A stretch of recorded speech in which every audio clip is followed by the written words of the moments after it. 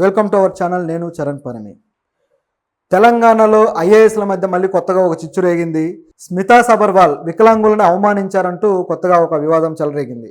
చూస్తూ ఉంటే ఆమె ట్వీట్లు కావచ్చు, ఆమె నిన్న వికలాంగుల గురించి కొన్ని ట్వీట్లు చేశారు. సో ఆ ట్వీట్లు వివాదాస్పదం అయ్యాయి. చూస్తూ ఉంటే ఆ వివాదం ముదిరి కాస్త గాలివాన్ అయ్యేలాగే ఉంది.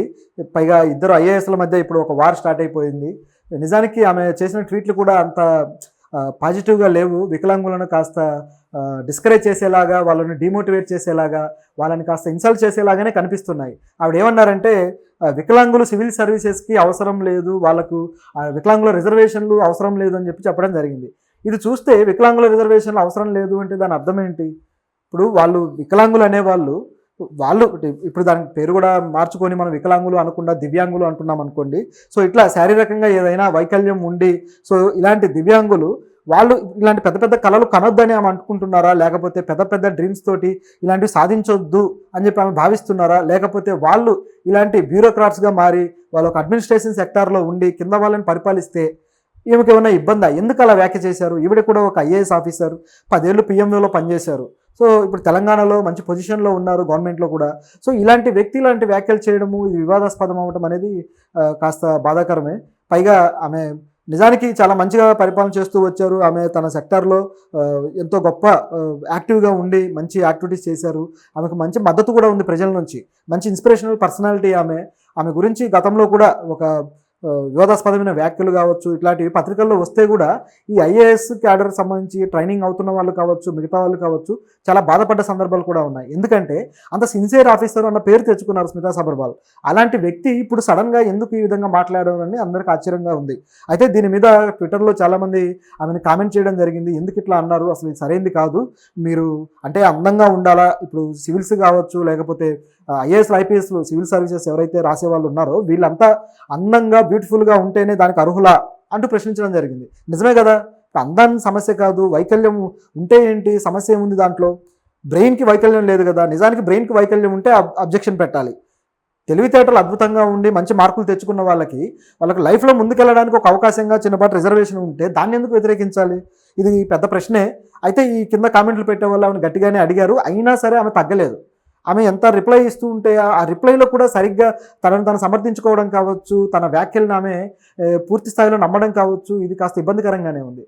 సో చూస్తే కొంతమంది ఐఏఎస్లు కూడా ఆమెకి రిప్లై ఇవ్వడం జరిగింది, ఇది సరైంది కాదు అని. అయినా సరే ఆమె లేదు, నేను గత 20 ఏళ్ళ నా అనుభవంతో చెప్తున్నాను, నేను ఏదైనా సమస్యలు ప్రజలకు సంబంధించి కావచ్చు, అలాగే ప్రభుత్వానికి సంబంధించి ఏదైనా సమస్యలను అర్థం చేసుకోవాలంటే శారీరకంగా అన్ని విధాలుగా బాగుండాలి, దృఢంగా ఉండాలి అని చెప్పేసి ఆవిడ మాట్లాడారు. మరి ఇవిడ శారీరకంగా బాగుండడం అంటే ఏంటి? వాళ్ళు ఏమైనా బాడీ బిల్డర్స్ చేసి రావాలా, లేకపోతే ఏంటి? శారీరకంగా బాగుండటం ఏంటి? తెలివితేటలు ఉంటే అర్థం చేసుకోగలుగుతారు, దానికి సంబంధించి సమస్య ఎక్కడుంది, సొల్యూషన్ ఎక్కడుంది అనేది బ్రెయిన్ డిసైడ్ చేస్తుంది, కానీ శరీరం కాదు కదా. సో ఇట్లాంటివి చాలా ఉన్నాయి. ఇలాంటి క్వశ్చన్స్ అన్నీ వస్తాయి ఆమె మీద. కాకపోతే ఆమె చెప్పిన ఆన్సర్లు మాత్రం ఆమె ట్వీట్ని సమర్థించుకుంటూ ఇలా మాట్లాడడం కూడా సరిగ్గా అనిపించలేదు. ఈరోజు ఆవిడ ట్వీట్కి కావచ్చు, ఆవిడ చేసిన వ్యాఖ్యలకి కావచ్చు విపరీతమైన వ్యతిరేకత ఇప్పుడు బ్యూరోక్రాట్స్ నుంచే వస్తుంది. మాజీ బ్యూరోక్రాట్, మన తెలుగు వ్యక్తి, ఆవిడ ఇప్పుడు సివిల్స్ ట్రైనర్గా కూడా ఉన్నారు, అనేక మందికి ట్రైన్ చేస్తూ ఉన్నారు, బాలలత గారు. సో ఈవిడ ఆల్రెడీ సామాజిక మాధ్యమాల్లో తన యూట్యూబ్ ఛానల్ నుంచి కావచ్చు, అట్లాగే కొన్ని ఛానల్స్ నుంచి కూడా సామాజిక అంశాలు, సామాజిక పరిణామాలు ఏవైనా జరిగితే, అలాగే రాజకీయ అంశాలు కావచ్చు, అంతర్జాతీయంగా ఏ విషయం మీదైనా సరే ఆవిడ తన వ్యాఖ్యానం చెబుతూ ఉంటారు, తన ఒపీనియన్స్ కావచ్చు, ఇట్లా కొన్ని షేర్ చేసుకుంటూ ఉంటుంటారు. ఇది కాస్త నాలెడ్జ్ ఓరియంటెడ్గా అందరికీ అందుతూ ఉంటుంది. అలాగే ఆవిడ సివిల్స్ కూడా ట్రైనింగ్ ఇస్తుంటారు. ఈవిడ విపరీతంగా తప్పు పట్టారు. సో ఈ తప్పు పట్టడం కూడా భారీ స్థాయిలో ఉంది. సో ఎట్లా అంటే స్మితా సబర్వాల్ ఏమనుకుంటున్నారు, ఆవిడ అందమైన వాళ్ళు మాత్రమే దీనికి అర్హులు అనుకుంటున్నారా, నాలాంటి వాళ్ళని ఎంతోమందిని ఆవిడ అవమానపరిచారు అని చెప్పి. ఎందుకంటే ఈవిడ కూడా దివ్యాంగురాలే. సో ఆవిడ ఈ విధంగా వ్యాఖ్యానించారు.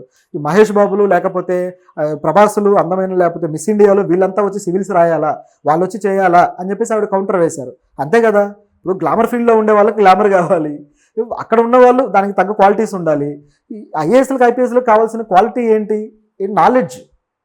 సో నాలెడ్జ్ కాకుండా వేరే క్వాలిటీస్ ఎందుకు వాళ్ళకి? ఈ ప్రశ్న ఆమె లేవనెత్తారు, చాలా బాగా లేవనెత్తారు. దీంతోపాటు మరోజు కూడా జైపాల్ రెడ్డి గారు గతంలో పార్లమెంటేరియన్గా చేసి ఎంతో పేరు తెచ్చుకున్నారు. సో ఇలాంటి వ్యక్తి ఈ పార్లమెంటేరియన్గా ఒక దివ్యాంగుడు అయి ఉండి ఆయనకు 2 కాళ్ళు లేవు, అయినా సరే గొప్ప పేరు తెచ్చుకొని ఆయన స్మృతి చిహ్నం కూడా హైదరాబాద్లో ఉంది. ఇలాంటి హైదరాబాద్ నగరానికి వచ్చి ఆమె ఇలా మాట్లాడడం అనేది ఏమాత్రం బాగాలేదని చెప్పేసి ఆమెను విమర్శించారు. ఈ వ్యాఖ్యలు ఆమె వెనక్కి తీసుకోవాలి. అలాగే దివ్యాంగులందరూ దీనివల్ల డిమోటివేట్ అయిపోతారు, పూర్తిగా వీళ్ళు ఇక వదిలేసుకుంటారు, వీళ్ళ ఆశలు కావచ్చు, సివిల్స్ సర్వెంట్లు కావాలని చెప్పేసి, బ్యూరోక్రాట్స్ కావాలని చెప్పేసి కలలు కన్న వీళ్ళంతా కూడా తమ ఆశలు వదిలేసుకునే ప్రమాదం ఉంది అని చెప్పేసి ఈవిడ అనడం జరిగింది.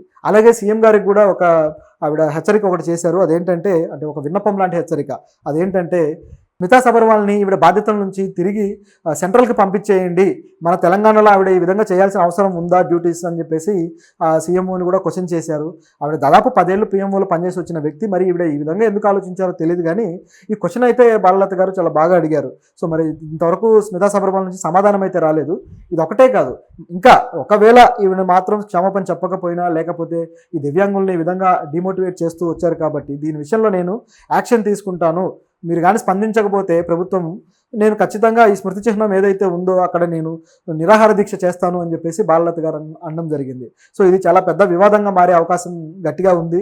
సో బాలలత గారు దీంతోపాటు మరిన్ని, తను ఆల్రెడీ ట్రైనింగ్ ఇస్తున్నారు, దివ్యాంగులకే ఆమె ట్రైనింగ్ ఇస్తున్నారు. సో ఆవిడ సవాల్ విసిరారనమాట. మీరు ఐఏఎస్ పాస్ అయ్యి వచ్చారు, అట్లాగే నేను కూడా పాస్ అయ్యి వచ్చాను. సో మీకు మీ ఇంట్లో మీ ఫాదర్ ఐఏఎస్గా ఉన్నారు, అట్లాగే మీ భర్త ఐపీఎస్గా ఉన్నారు. సో మీకు అన్ని అవకాశాలు ఉండి మీరు అక్కడ నుంచి చదువుకొని వచ్చారు, కానీ అవకాశాలు లేని ఎంతోమంది కష్టపడి చదివి వాళ్ళు మార్కులు తెచ్చుకుంటున్నారు అని చెప్పేసి చెప్పడం జరిగింది. నిజానికి ఈ వివాదం అంతా కూడా ఎందుకు వచ్చింది, స్మితా సబర్వాల్ అలా ఎందుకు మాట్లాడారు అని చూస్తే ఆవిడ ఒక కాంటెక్స్ట్ తీసుకున్నారు, అది మంచిదే. కానీ ఆవిడ మాట్లాడిన ఆవిడ ఉద్దేశాలు మాత్రం రాంగ్గా ఉన్నాయి.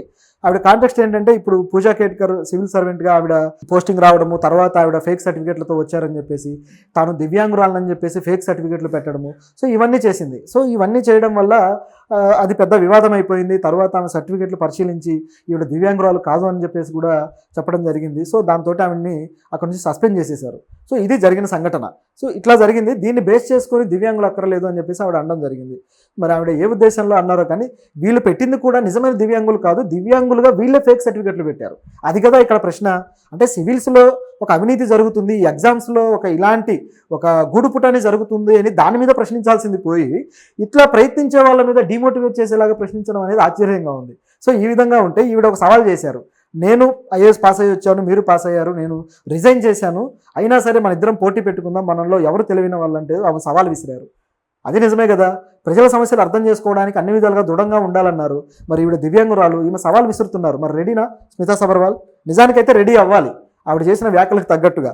దాంతోపాటు మరొకటి అన్నారు, ఒకవేళ మీకు ఏదైనా యాక్సిడెంట్ అయితే, ఏదైనా జరిగితే అప్పుడు మీరు మీ పదవికి రాజీనామా చేసేస్తారా అని చెప్పేసి. ఇది కూడా మంచి క్వశ్చనే.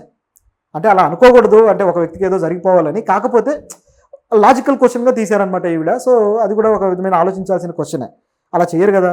రెండోది, ఈవిడ స్టూడెంట్స్ ఎవరైతే ఉన్నారో బాలలత గారి స్టూడెంట్స్, వీళ్ళు దివ్యాంగులు ఉన్నారు, వాళ్ళు అంధులు కూడా ఉన్నారు. ఈ అంధ స్టూడెంట్స్తో మీరు పోటీ పడండి, మా స్టూడెంట్స్ గెలుస్తారు అని చెప్పేసి సవాల్ విసిరారు.